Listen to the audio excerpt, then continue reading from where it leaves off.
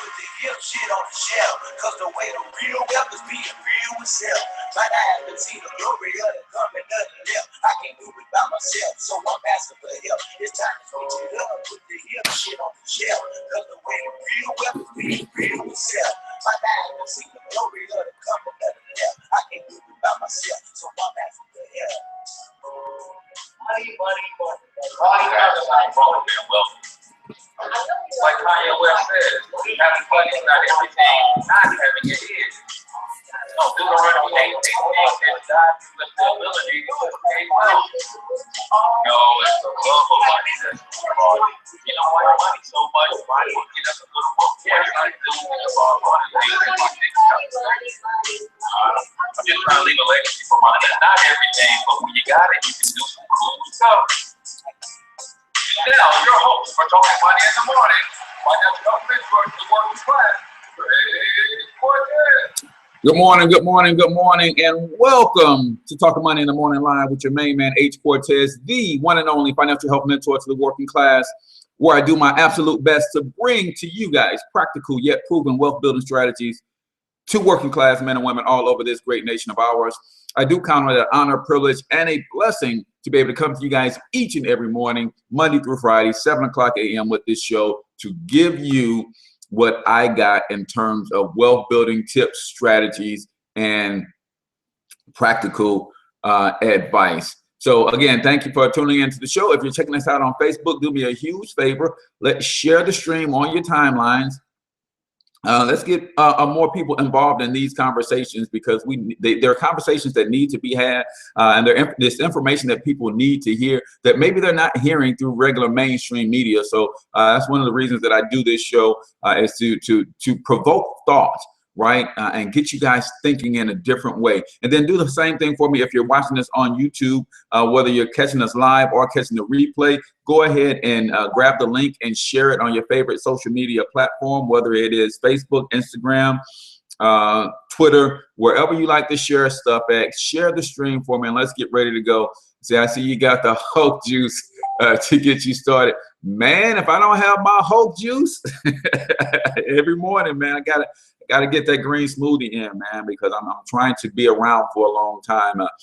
So I'm going to do my part. Now, I don't know what God's plan is, but my part is to fuel with the most healthy ingredients possible. And if that be the case, then I do my part. But you know, I can't say God's plan could be 120 years, but if I eat like, you know, I don't take care of my body, then we can't blame God if we don't make it to those 120 years. So I've got to try to do my part to the best of my ability. So today's show is brought to you.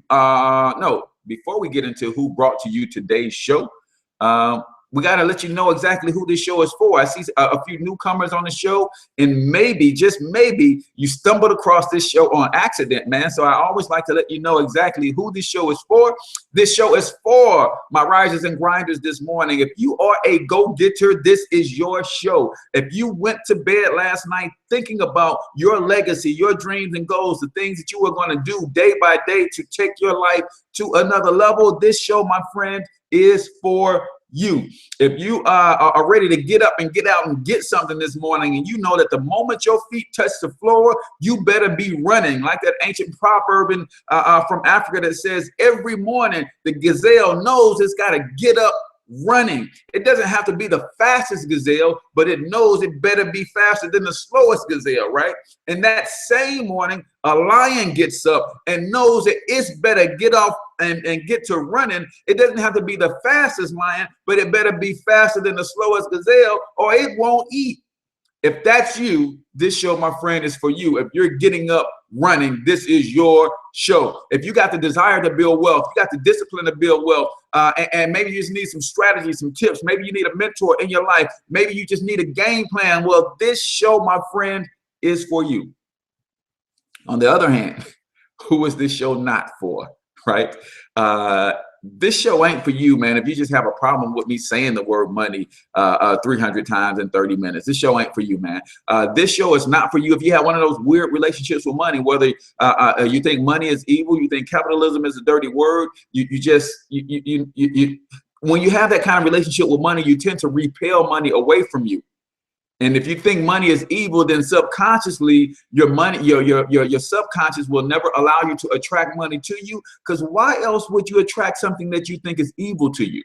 So you have to understand that when you have that type of relationship with money. If you're sitting back waiting on Hillary Clinton or Donald Trump to fix the economy instead of focusing on your economy, this show, my friend, is not for you. Now, let's be clear. I do not have a problem with you not wanting to be wealthy.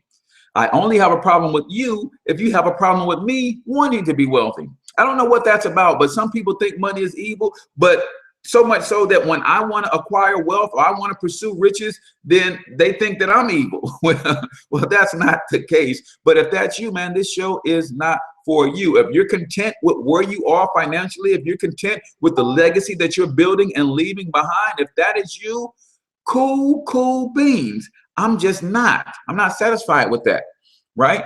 And as I tell you guys each and every morning, if you've never seen a future billionaire before, I want you to take a screenshot, frame it, and then I want you to hold me accountable and watch me work over the next 5 to 10 years, because you're looking at a future billionaire right here, right? How do I know that? Because I know what I believe about myself.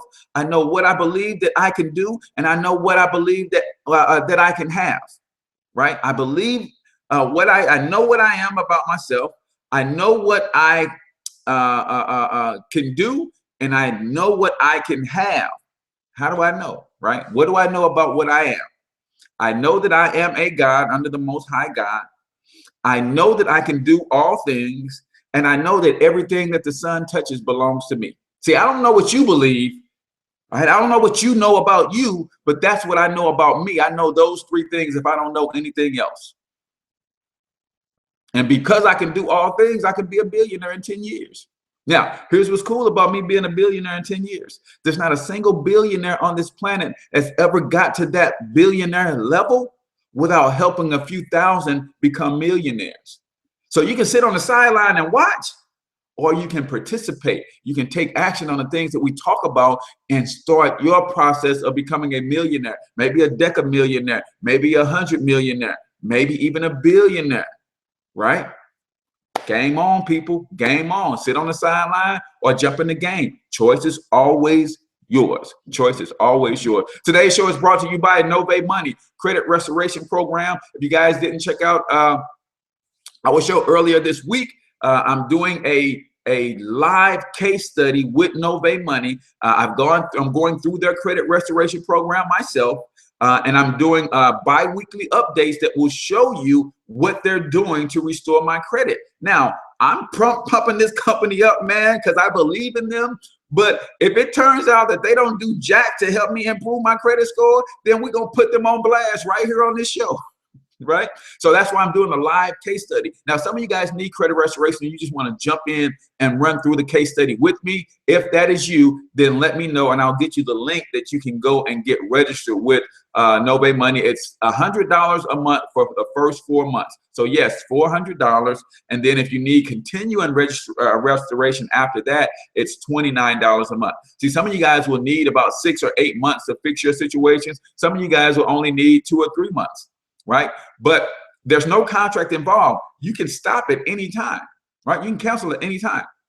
So maybe you pay the $100 a month for the first 2 months. They get your score to where you want it to be and you don't need them anymore. But guess what the cool thing is? They also give you the education to maintain that score, right? So they teach you how credit works and how to maintain a good credit score after they restore. So Nove Money, if you need details on that, then shoot me an inbox and I will give you the link to get registered with that. Now, on to today's show. We're talking about economic empowerment for the Black community, guys.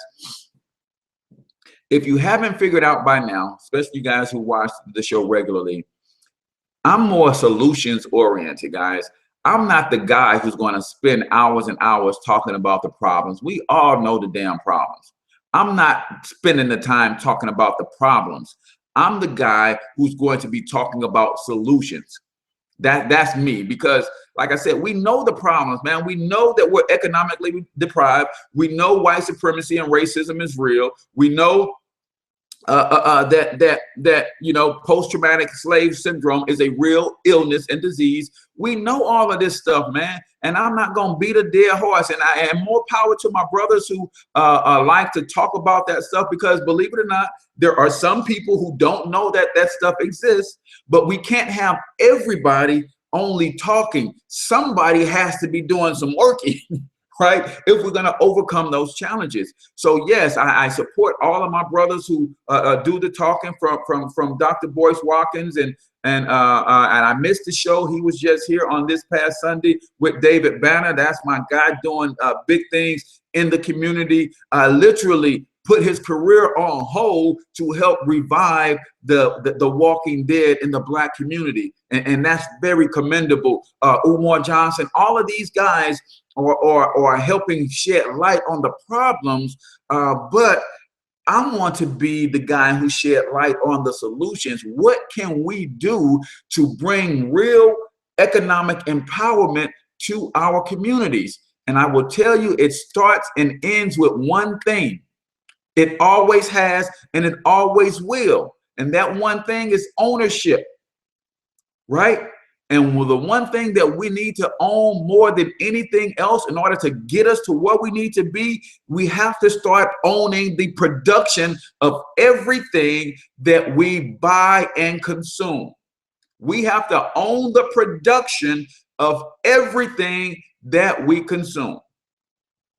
Guys, and we're just missing the boat on this, guys, because it's simple. And I'm not talking about crazy stuff. Do you guys know that Warren Buffett and a group of investors is trying to buy Heinz ketchup for $23 billion?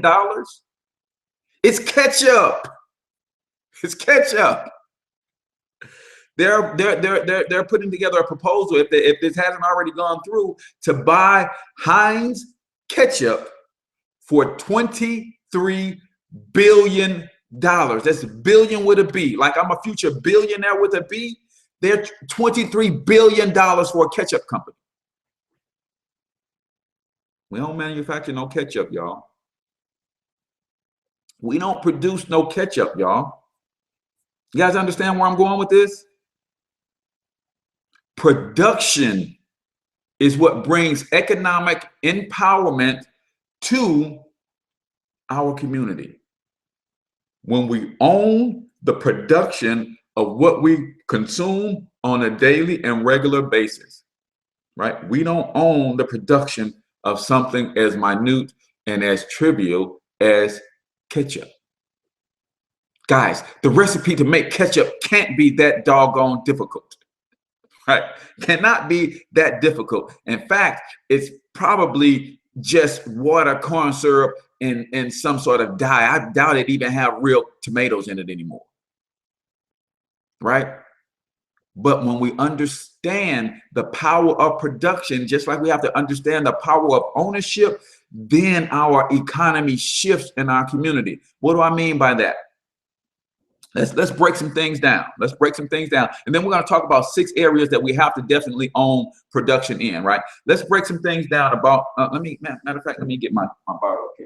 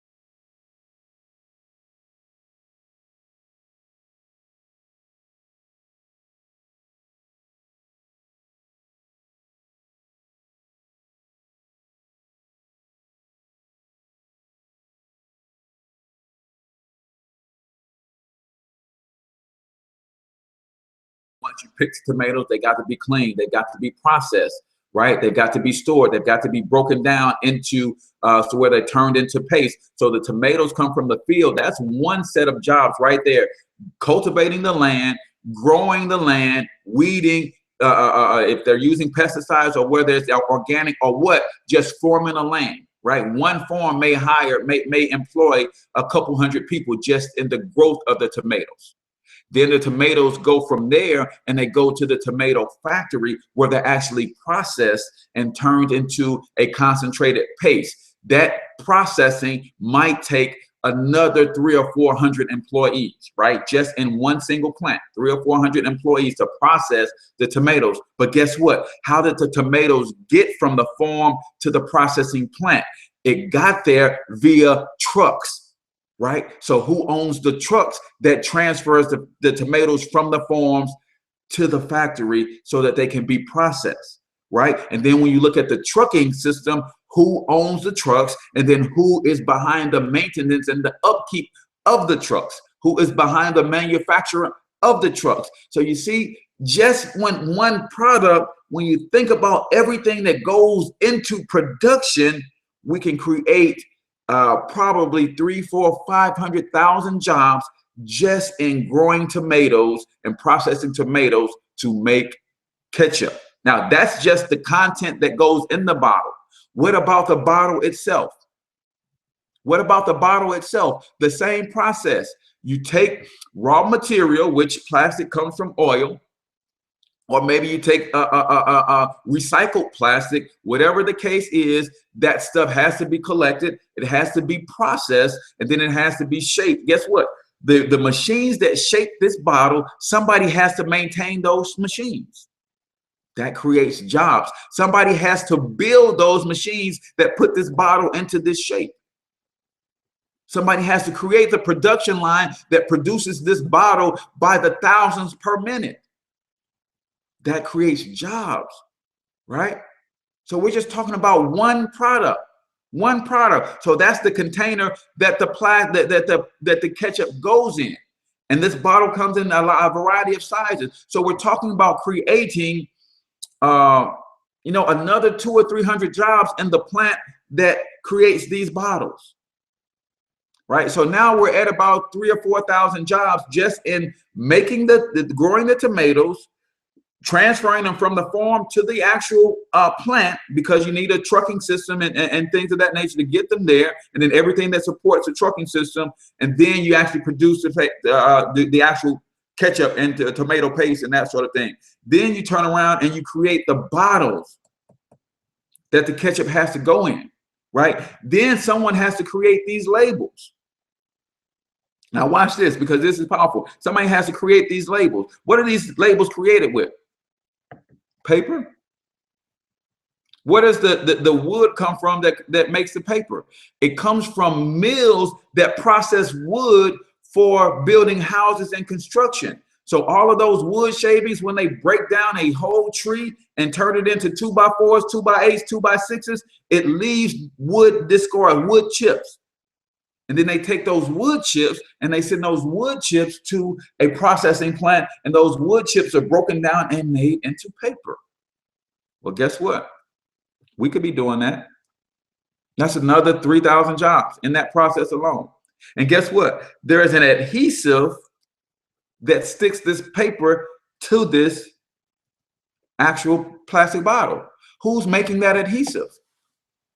That could be us as well, right?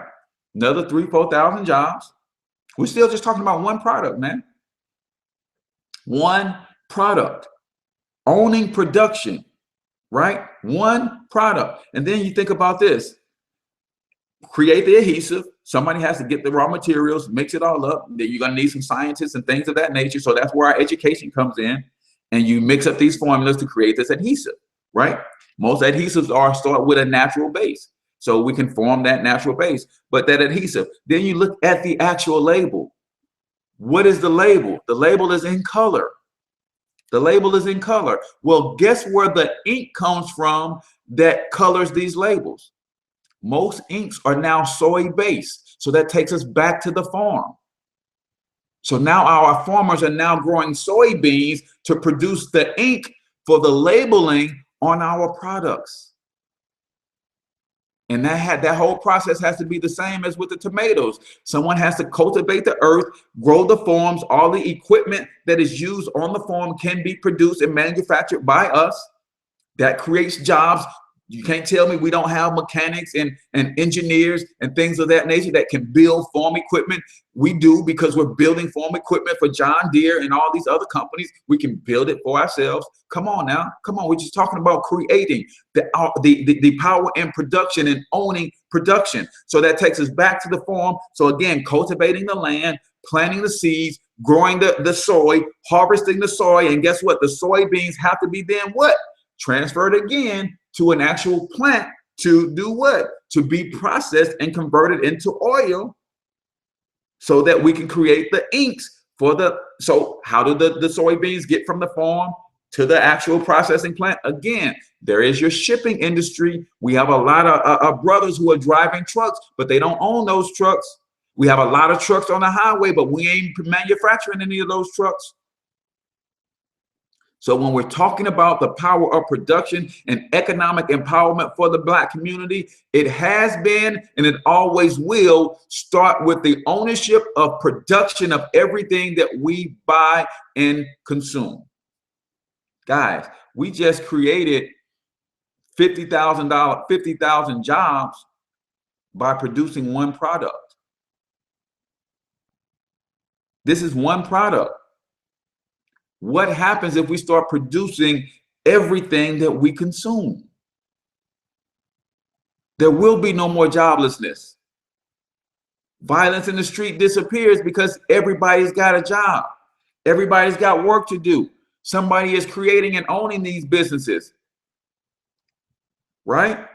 There's a family behind Hunts. There's a family behind Heinz.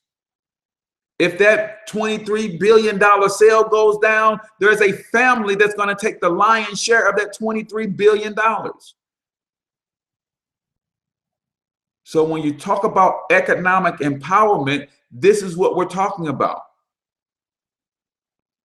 It says, where do we start to invest? I mean, it can start with people who are producing on a small scale. It start with a person like my girl Shan, who produces her own body scrubs and things of that nature. So somebody can invest in her and say, you know what? We're going to take you from where you are right now, producing your own body scrubs. And in 15 years, we want you to rival Bath and Body Works and Victoria's Secrets. And we're just going to keep investing in you and your passion for this stuff. And in 15 years, we want you to rival some of the best body scrubs and lotions and potion manufacturers across the country. That's where it starts. Starts with small production. See, the reason we don't produce like that is because none of us wants to deal with humble beginnings. If I can't build a tomato factory that rivals what Heinz is right now, I don't want to do it. Nobody wants to start with making 10 bottles of ketchup a month and just selling those 10 bottles of ketchup every month and then scale up. That's our problem, man. We're too bougie for our own damn good. If I can't start a Walmart and get my 5 and dime store where Walmart is today, then I don't want to start one because I don't want to grow from nothing. We're all trying to look like something too fast and too much. It's got to start from humble beginnings, right? Take something little like that. And then the other thing is when you start thinking about distribution. And some of you guys might be saying, well, if I create ketchup, nobody's going to buy the ketchup. You a lie. You know how I know the ketchup going to sell?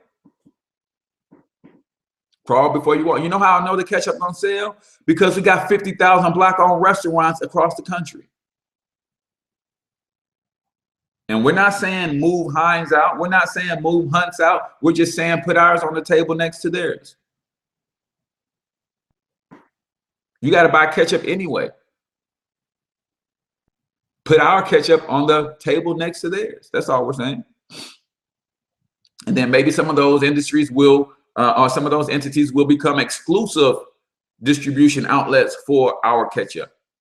But guys, you think about this all across the board. Just think about this for a second. Think about when you go and sit down in a restaurant, and every restaurant pretty much has a lazy Susan, so to speak. Now, they don't all spend, but they have their little, if you're in the IHOP, then you go to IHOP, you'll see your sugars, your artificial sweeteners. You'll see your syrup on the table. You'll see your Tabasco or your hot sauce on the table. You'll see your salt and pepper on the table, and maybe a few other ancillary things. Well, guess what? If you went to a Black-owned restaurant and every one of those 7 or 8 products that were on that lazy Susan were produced by Black-owned producers and manufacturers. See, we have distribution outlets. Nobody's thinking this way, though. We have distribution chains already set up. Nobody's thinking this way, right? I don't have to go to the direct to the consumer right now and start producing 1 million bottles of ketchup a month, because guess what? The store's not going to stock my ketchup, and I understand that.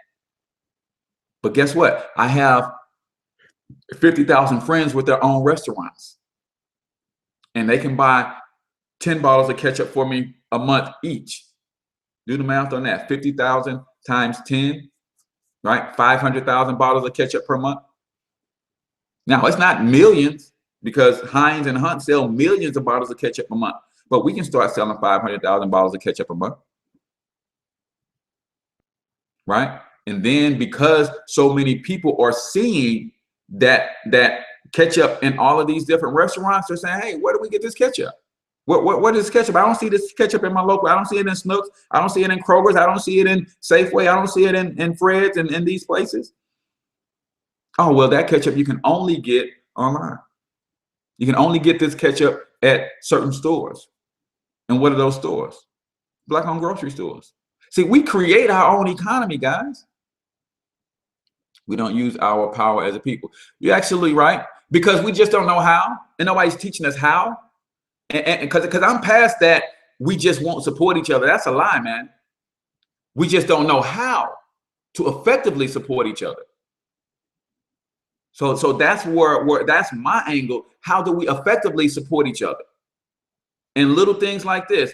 If you got a Black-owned restaurant, some of them are struggling, but I know it's not going to hurt you to buy 10 bottles of ketchup from me and my company, right? If I was producing ketchup. And we just have to get out there and beat the streets, do things the old-fashioned way, man. Old-fashioned way still works, right? So let's talk about a few things. And let me show you guys this. When it talks about production, some of you guys probably won't even know what this is, right? Can you see this? Anybody know what this is? Anybody on Facebook? Can you tell what this is? All right, we're talking about economic empowerment for the Black community, right? Can you tell what this is? Anybody type in the chat if you can tell what this is. You can see it. I know it's hard to see sometimes, right? This, my friend, is 2 different varieties of cotton. 2 different varieties of cotton. And guess where it came from? Guess where it came from? It came from the side of my house. I grow cotton.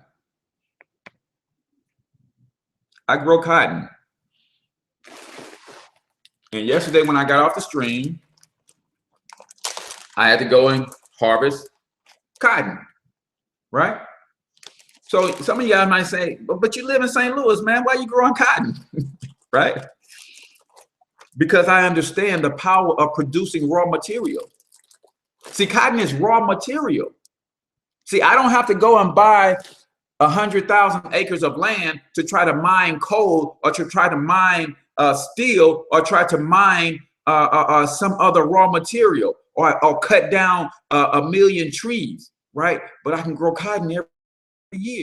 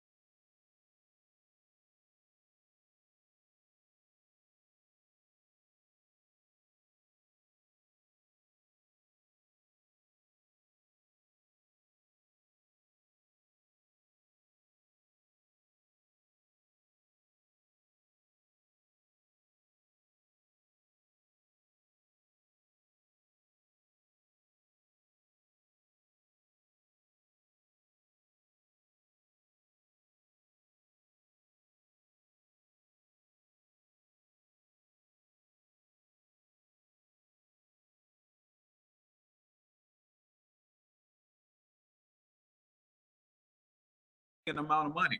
Number one is media and entertainment, right? We are hands down some of the greatest entertainers on the world, on the planet, but we don't own our entertainment.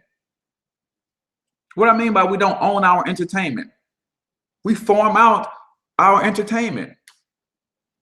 See, our entertainers will go out there and sell their services and they'll make good money. But because they don't own it, they make good money one time.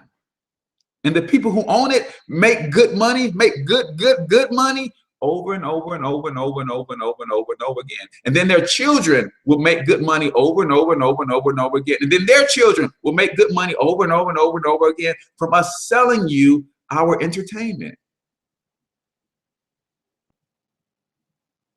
Right? So we have to get to the place where we understand the power of owning that which we produce. But here's the thing. We don't want to produce anything on a small scale and grow from there. Tell everybody, last year was the first year that eyes on a digital device outbeat eyes on an actual television. So more people are watching small screens than there are televisions and big screens at the theaters. And when you have a small screen that you're producing content to go directly to those small screens, it don't take all of this $1 million worth of equipment and production. So some of our entertainers, if they understand business, if they understand ownership, don't have to go through the regular channels to produce a movie. Go through regular channels to produce a television show. Don't have to go through regular channels to produce a live stream, an event, a concert, or something like that. And then you have brothers like me who don't have the talent, but I have the business acumen to say, okay, all of these people need to go somewhere to shoot these wonderful projects that they're doing. So I'm going to create and own the venue. I'm going to create a series of small 2,000 to 3,000 seat stadiums and arenas, multi-purpose arenas all across this country. That's one way that's going to lead me to my billions. Why? Because when you have a Kevin Hart come to town to do a concert, he has to go to somebody else's arena, right? And when a Kevin Hart comes to town, he's going to somebody else's arena, and people from all over the state flock to that arena, and they spend big time money in somebody else's arena. So we got to start owning the actual venues where all of this entertainment is taking place, right? We've been in the film industry for years. Name me the black-owned camera manufacturer. Name me the black-owned screen manufacturer who manufactures the screens that the movies are projected on. Come on, man, we got to start thinking about ownership and production of the things that are required. See, I'm going to tell you a secret, man. I'm going to tell you a secret. During the gold rush, everybody flooded out to California, right? That's why they're the 49ers. Everybody flooded out to California in the hopes of that eureka, striking gold.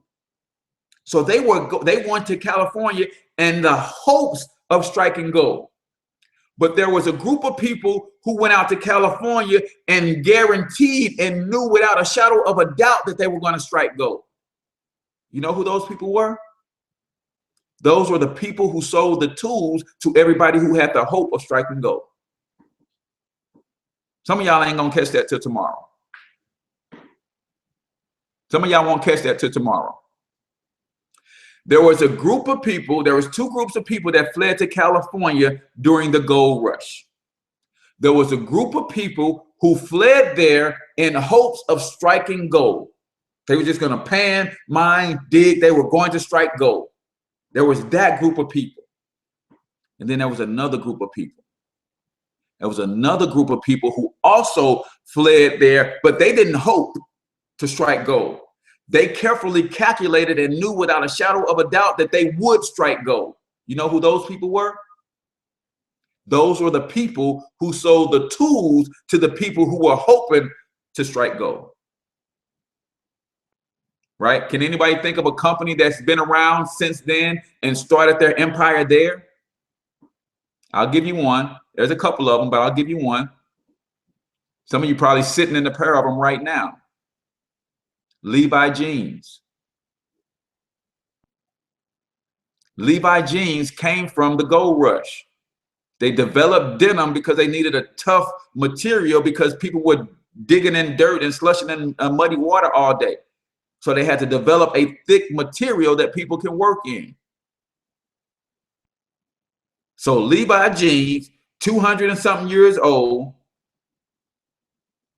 because they knew, I don't have to go out here and strike gold, but I know there are tens of thousands of people going out here trying to strike gold, and they're going to need the tools to help them do that. Now, some of the people actually did strike gold, but the people who guaranteed that they struck gold were people like Levi. You know, Stanley Tools and all these tool manufacturers, some of these tool manufacturers come from back then. Names have changed and things over the years, but some of these tool manufacturers are the people who came back from back then. So I'm looking at the entertainment business and I'm saying, you know what? Maybe I just create these multi-purpose arenas where people can come and have little small intimate shows, nice and clean. But here's the thing. If you ever come to St. Louis and you get a chance to go down to Busch Stadium, across from Busch Stadium is something called Ballpark Village. Ballpark Village has within it 17 different restaurants and apparel companies, 17. So what do you think happens on game day when the Cardinals, whether they win or lose, 60,000 people flood out of that stadium and they fly right into Ballpark Village? See, whether the Cardinals win or lose, those people who own those businesses and had the vision to get involved in that project, they win every single time. Every single time. So we can do that same thing. I can take a small 3,000 seat multi-purpose arena and have concerts and have small games and things of that nature. And then build restaurants around that thing, build a hotel right there. So when people flock out of that arena from seeing the entertainment, then they flow right into restaurants that we own. Come on, man. Why aren't we thinking about this kind of stuff, man? Right? Why aren't we thinking about this stuff? You know, I love my man, Kevin Hart. He's doing this thing. And he's now getting into ownership because he spent $13 million on what now, his latest comedy film. And that comedy film is probably going to make $100 million worldwide. And he owns it. And then when it replays over and over and over and over and over again, he's going to own it. He's going to pass the rights and stuff down to his children. So that to me is powerful. Right? But he's getting so large now, he could have done the same thing with, you know, he's partnering with Nike. And Nike just gave him a $40 million deal for shoes, right? But there's no doubt in my mind that he could have manufactured his own shoes and owned that from start to finish, and could be putting people to work manufacturing shoes that will actually sell with his namesake and put people to work at the same time, right? Those are some of the things that we're talking about is ownership. I love the brothers over at Bevel. Some of you guys are familiar with Bevel. They created the shaving blades and things of that nature specifically for us, Black-owned company, because when we use traditional shaving protocols, most men who shave, I use clippers. I don't shave because of the razor bumps that are caused. So you're all bumped up and irritated all the time. Where their materials are made in such a way that it really minimizes that, if not eliminates it totally, right? Now, here's true power. These brothers are so grounded and know what they have their hands on that they turned down a $1.5 billion with a B $billion offer from Gillette because Gillette was trying to buy them out. So when you understand the power of production and ownership and owning your ideas through patents and copyrights and things of that nature, that's power. Because if Gillette was willing to pay them $1.5 billion with a B, how much is Bevel really worth? Now, on paper, I will tell you, as a company, they're not worth that much right now. But the reason you wanted to spend one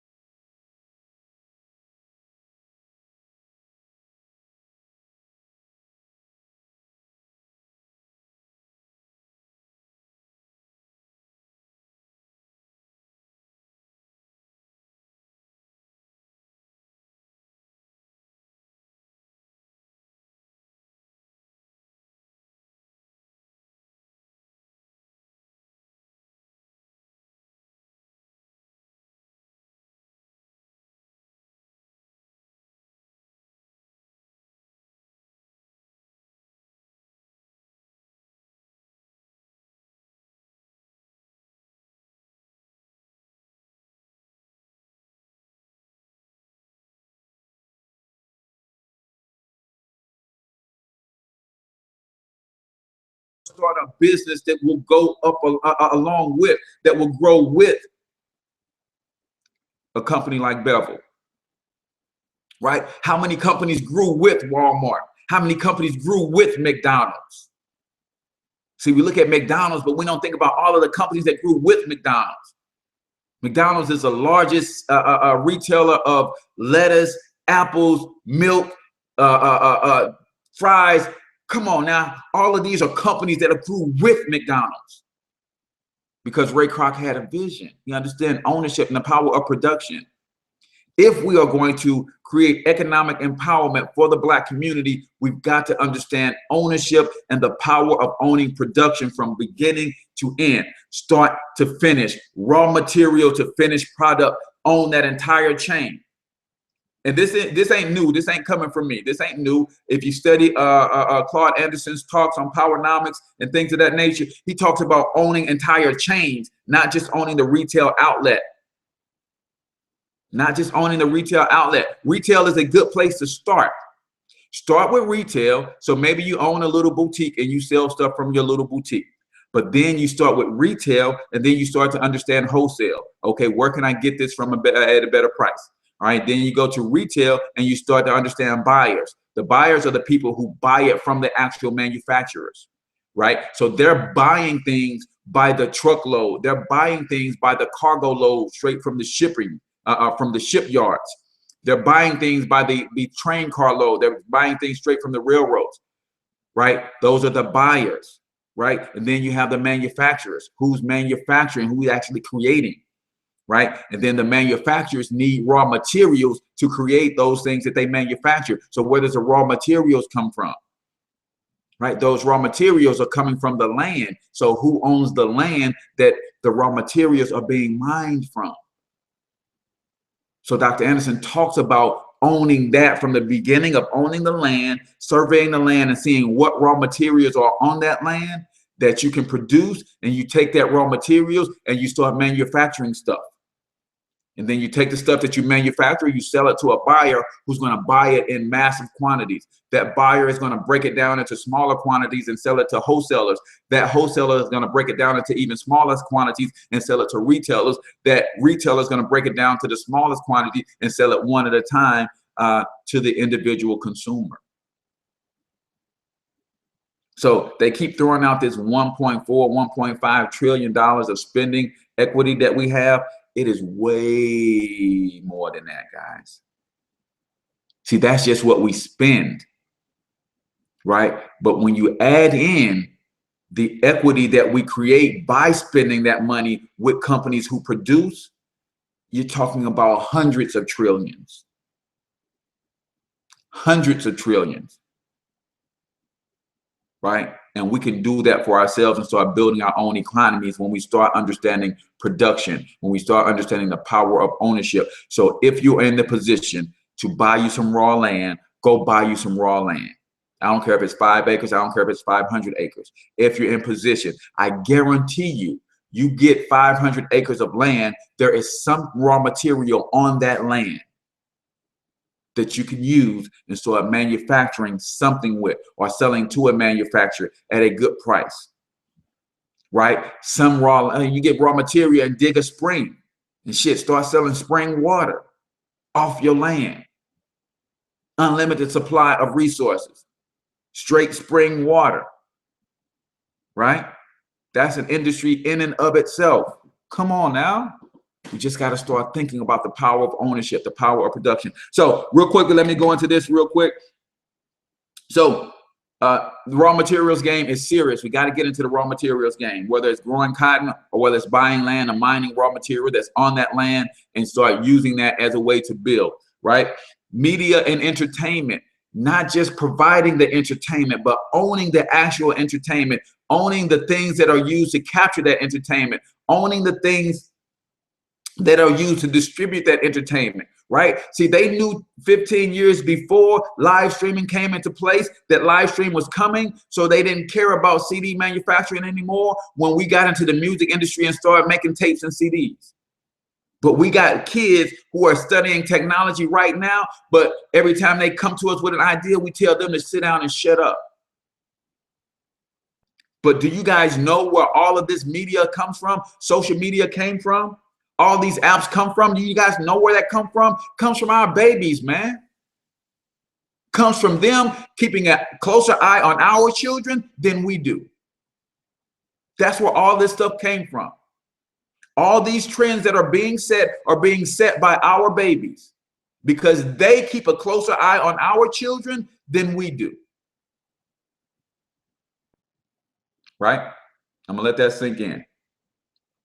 So media and entertainment, owning everything that is required to produce the entertainment. Owning everything that is required to produce the entertainment. Is Sony the only one that can make a damn camera that we can record video with? No. Why aren't we making cameras to record video with? Why aren't we in the cell phone production game?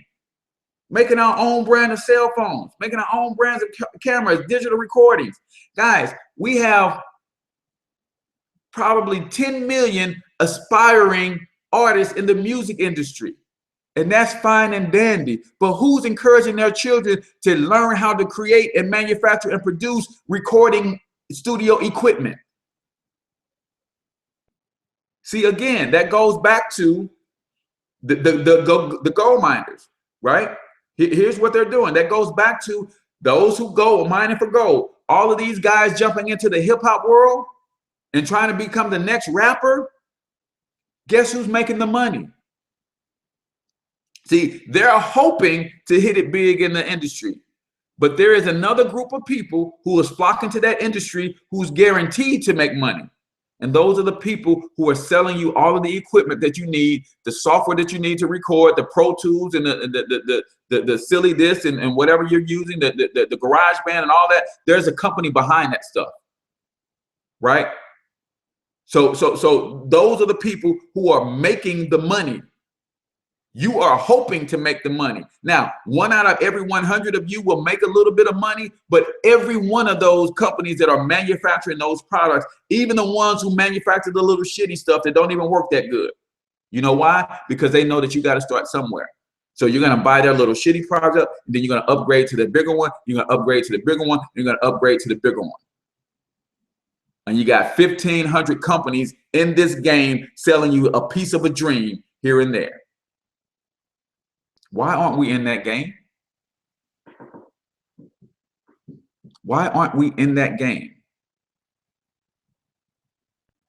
Right? And that happens all across the board. Got to start owning media and entertainment, not just own the content that we put out, but let's start owning studios. Tyler Perry Studios is great and grand, but he's got $100 million that he can put behind a tech company to start manufacturing the cameras that he used to record his movies with. He's got enough money to start building the networks that he needs to create distribution outlets, so he don't need a Lionsgate or a Universal. Right? Got to start production ownership. Food production and textiles, farming. Got to get back to that, man. Got to get back to that, because we spend a lot of money on stuff that literally wouldn't cost you nothing to grow yourself.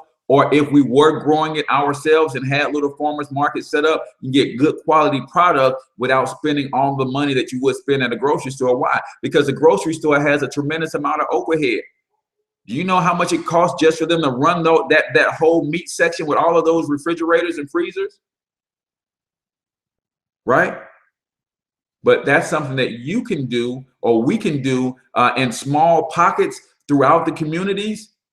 And people can get access to good produce. You can make a good solid living for yourself. And then you scale it up just a little bit and you sell to all of the restaurants. So now you go to a restaurant and they serve you a salad where the salad greens were picked today. Got to start thinking, or we got to start realizing that there is no box. They keep telling you to think outside the box because subliminally they want you to know that you are and understand that you are in a box. There is no damn box, man. Right? Think back to the Matrix. Think back to the Matrix. When Neo went to see the Oracle and he sat down in front of the little boy who was bending the spoon. And what did the little boy say? What did the little boy say? He said, "You, my friend, are having trouble bending this spoon." And I'm paraphrasing, but you're having trouble bending this spoon because the first thing you got to realize is that there is no spoon. There is no spoon. So they keep telling you to think outside the box because subliminally, they're reminding you that you're in a box. But I'm telling you, there is no box. There is no limitation to what we can do, how we can do it, how fast we can do it. Come on, guys. We just got to start. You just got to start doing. Stop talking and start doing. So farming, food production, and textiles. Why do I say textile? Because, right, this comes from a farm. This comes from a farm. Textiles come from a farm. Right? See, we are so disconnected from nature and so very much connected to the matrix that we forget that cotton comes from a farm. Somebody grew this shirt that I have on. Somebody grew this, right? The lettering, the ink, the colors. This says Young Biz Kids. That's our nonprofit organization. If you want to know more about that, go to youngbizkids.org. But the coloring, that dye, that came from a farm because that comes from soy. Soy, inks and dyes are soy based, right? That came from a farm.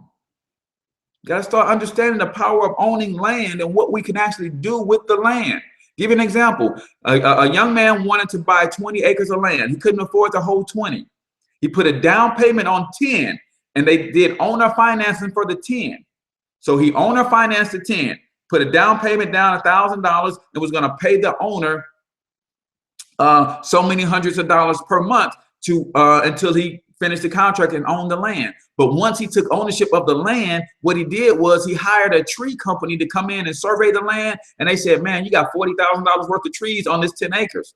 Cool, cut them down and I'm gonna sell them to you for the 40,000. Give me the 40,000. He took 20 of it and went and bought the other 10 acres of land. Now he got 20 acres of land and he didn't have to do nothing but put $1,000 down. I'm gonna let that sit with some of y'all because we got to start thinking, man. You got to start thinking. See, when he went to buy the 20 acres of land, he realized the resources that was on the land. He knew the value of the land more than the landowner did.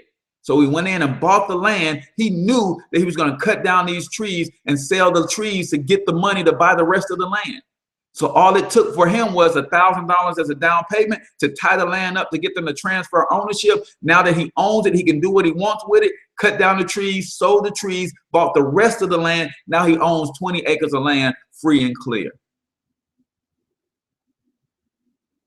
Got to start thinking, people.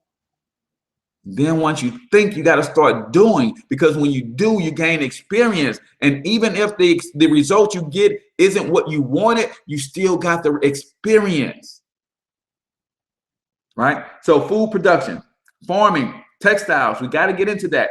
Construction, tool making, we got to get into that, right? There's no reason that we got all of these carpenters on the planet, but we don't have a black-owned company that makes sheetrock. We don't have a black-owned company that makes hammers, nails, screws. Right? You mean to tell me we don't have an engineer on this planet smart enough to engineer a hammer? Are you kidding me? But we're not thinking. We're not thinking about ownership. We're not thinking about the ownership and the power of producing for ourselves.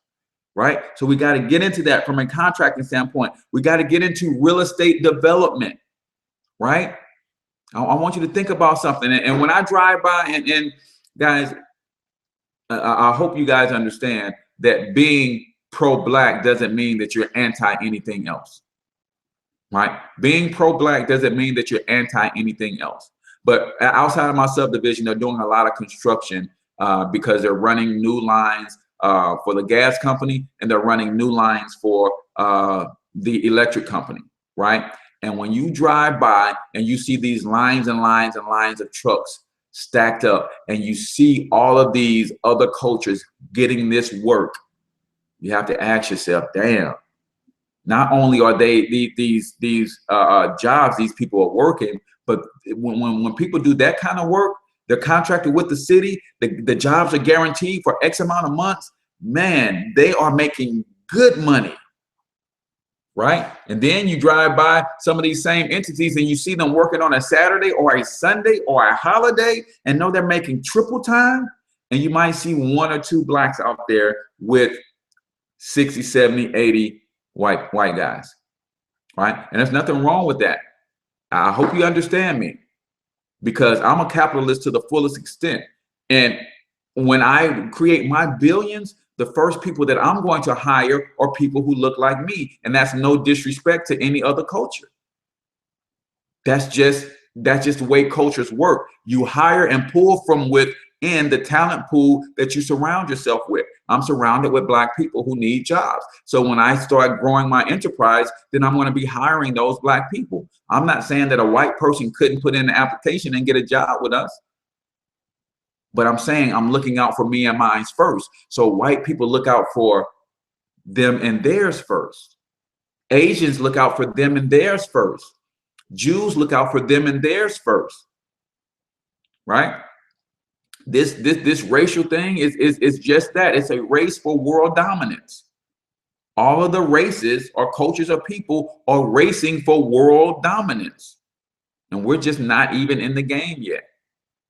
Right? Most of these cultures are gaining a leg up in the race for world dominance on the backs of us. Right? The Jewish community owns media. So a lot of the money that they make off media comes from our talent. Let's be 100% honest there. Asians own the hair industry. A lot of the money that they make from the hair industry comes from us and our sickness with not wanting to rock our own natural hair. And they are building, and that's keeping them in the race, because where does that money go to? You guys don't realize that the raw material that creates the hair that our women are buying, the raw material that creates the products that our women are buying, that stuff is produced and manufactured in Asia. So that money helps build up Asia, the nation, the continent, the country, China, Japan. That's where that money is going. That's why they have a strong backing as a nation, right? So you have to think about that stuff. You know, white people's product is pretty much white supremacy is what they've used and the tool that they've gotten a leg up. So they've stolen a lot of wealth from a lot of other cultures around the world, and now they're in a fight to maintain that wealth, right? But we have to get in the game or start playing the game.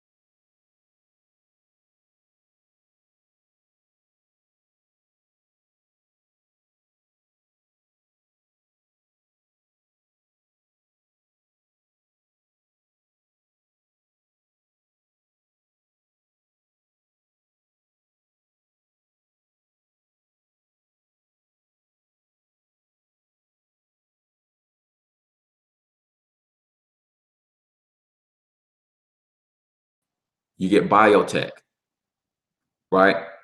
And this sounds gross to some people, but there's generators that you can create that will run off urine. That's called biotech, right? I can create energy by allowing food to rot, which creates methane gas. I can pressurize that gas and use that gas. It's flammable. So that becomes a natural gas that we don't have to mine from. And we can just use cooking gas. I mean, that's free gas because all of us eat foods that will rot, right? That's called biotech, right? What Monsanto is doing is technically biotech, but it's actually Frankenstein stuff because they're taking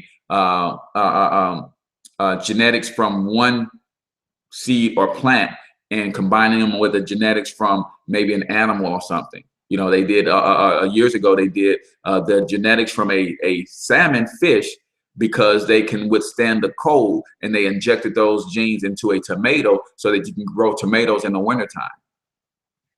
Right? That's just sick, you know. But they do stuff like that. That's biotech, right? So we've got to get into these sorts of industries so that we can keep up with what they're doing, so that we can start creating our own patents and things of that nature, so that we can start owning some of the intellectual property that we actually produce, right? We produce a lot of intellectual property that is swiped out from under us because we don't own anything. How many of you guys have been on a job and created something or given them an idea that they took and ran with and made millions with, but you don't get anything from that because the idea belonged to the company because you actually belong to the company, right? That's a little harsh to read to understand, but the idea belonged to the company because you belong to the company. But if that was your company and you came up with the same idea, now you go to the patent office and you apply for the patent and you create the patent, and now you own that intellectual property. Now, when other companies get wind of what you're doing and how you're doing it, and they want to copy you, they can. They just have to pay you a licensing fee for the patent. See, Microsoft didn't create the DOS mechanism. They bought it. Bill Gates bought it from somebody who created it. right? And he has never sold it. He just licensed it to every manufacturer of a computer, right? And they just pay him a few dollars to license that technology. So that's what we've got to get into. Guys, I know I'm a little bit over an hour, so hopefully, guys, you enjoyed this. I don't talk about this a whole lot, man, because I'm busy doing it, man. I'm out here in the trenches, man, and I'm getting my pennies in order so I can start doing this stuff. One of the main reasons you hear me promote my financial success membership all the time is because I need 25 people. I need a team of 25 who's got their household money in order, meaning they're out of debt. They've got enough money coming in from other sources, non-wage sources that will take care of their family. They got their retirement investments going, but then they got an extra $10, $20, $30,000 each month so we can start some of these projects. So when you partner with me in the financial success membership, that's what that's all about. I want to help you get your money right for you and your family first and foremost. But then I want to collaborate with some other like-minded people who's got $10,000, $12,000 a month to bring to the table, and we start pulling off some of these major projects that's going to reinvigorate and revitalize our communities. But I understand that most people who got consciousness don't have any capital, and most people who have the capital don't have any consciousness. So I'm trying to get people to build their capital. And as I'm helping people build their capital, I'm seeing where they are consciousness wise, where they are, where their conscious state of mind is. And those who have a conscious state of mind, I give them a little bit of extra attention. Say, man, I need you to get your money up really fast because I'm gonna need a partner in this deal. I'm gonna need a partner in this deal. And we're gonna go into our community and we're gonna buy up every vacant lot in our community. And we're going to start building multifamily houses on these lots. And we're going to become real estate tycoons first. And then once we become real estate tycoons, then we're going to start throwing all this money into these side projects because now we own a facility which is just basically a big ass science lab. And we dump all of our kids in there to these after school programs, and we let their minds just go mad nuts. Just go mad nuts. And we have certified scientists and engineers working with these babies, man, and letting their minds just go wild. Anything they can think of, we're going to create it right there in that facility. And then guess what? When it comes out the other end, they're going to own the patents. We'll own a piece of it, but they're going to own 90% of it. So now they at 10 years old, they can have a patent to a multi-billion-dollar invention that they create up that came from their mind. But I need people with capital to help me along this path, right? Dump that money into industry. Then we're going to take and buy raw land, and we're going to start looking at things like that, having springs. All right, if I got springs, then hell, why come I can't sell Thornton spring water? If Nestle can sell spring water, they can go buy up a whole community, run them people out of town just to get access to their spring. And start selling the spring water that used to belong to the people. Well, I can go buy up a few hundred acres of land, find some with some springs on them, and then I start bottling, selling my own spring water. I need capital, people that can help me with those projects. And then the other thing that I want to touch on really quickly before we get out of here is keeping your companies private. See, the minute you go public with a company, you have a legal obligation to continue to increase profits for that company. And that's where the morality goes out the window for most companies, because they have a legal obligation to the shareholders. That's the only one legal obligation that a company has, is to increase profits for shareholders when they go public. So I keep my companies private so I don't have that problem. I go private. I keep my companies private so I don't have that problem. I can move my companies in any direction that I want to because they're privately held. The minute you go public, you have a responsibility to all of those shareholders to continue to increase profits, and morality goes out the window when you start forcing profits. You start cutting corners. You start doing unethical things to make those dollars work, right? So you got to be careful with that. So guys, that's my time, man. I just want to get that off my chest and throw out some of my visions. And I'm not the guy who says 10 years from now, if somebody has a massive facility and they're throwing kids into it, and I'm not the guy who's going to come back and sue you and say, hey, you took my idea. I got it on record when I said this 10 years ago. No, man, I throw these ideas out there so that you guys can take them and run with them. You know, something can happen to me tomorrow and I would have died with this stuff in me. So that's why I come to you every morning to get this stuff out of my head, because once I get it out of my head, I can have new and fresh thoughts come in every day. Cool, cool, cool. All right, people, appreciate you guys hanging with me today. I know this is a heavy topic. A lot of people don't like to talk about. Again, I'm solutions oriented, man. I like to throw out solutions, man. We know what the problems are. How do we fix it? We fix it with economic empowerment. A lot of them, not all of them, right? Because you're not going to fix the hatred of us with economic empowerment. In fact, when we start empowering ourselves economically, you're going to see even more hatred come for us. But that's what you have to understand. That's why you study history, so that you don't allow history to repeat itself. I know that when companies start to build and communities start to grow and thrive, other cultures get jealous and bombs start to fly. So you got to start building your military presence along with building your economy. That's just, we learned that, right? That's just something we just learned that. So you have to start doing things of that nature so that you can, you know, stay on your path while protecting yourself at the same time.